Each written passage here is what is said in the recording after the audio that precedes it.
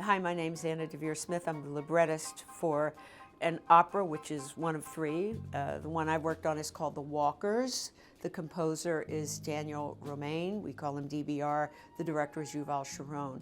And The Walkers is part of a larger evening of opera called Proximity.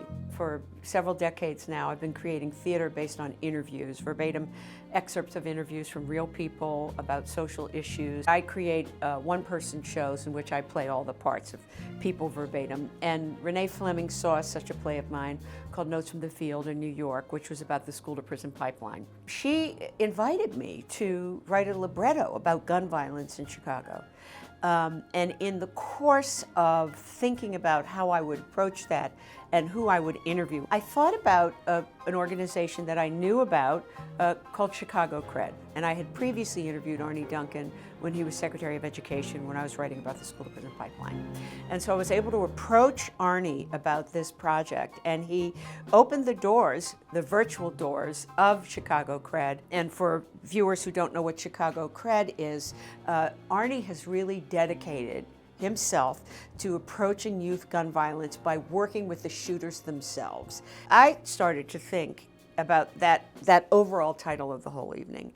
And one of the things I suggested is that, in a way, it's about encouraging the audience to think about their proximity to these matters, how close they are. They may think they're far away, but what's their proximity? And then in terms of the walkers, I think about Arne Duncan and Curtis Toller and others who work at Chicago Cred as the people who have dedicated themselves to walk beside the people who are struggling. So for example, one of the things that Arne told me is, he just told me a little anecdote of being in the street. One of the things he says is, you cannot do this work from downtown. You have to be in the mix with the folks. And a young person said to him, "Man, what are you doing here?" And Arne said, "I'm here because you're here."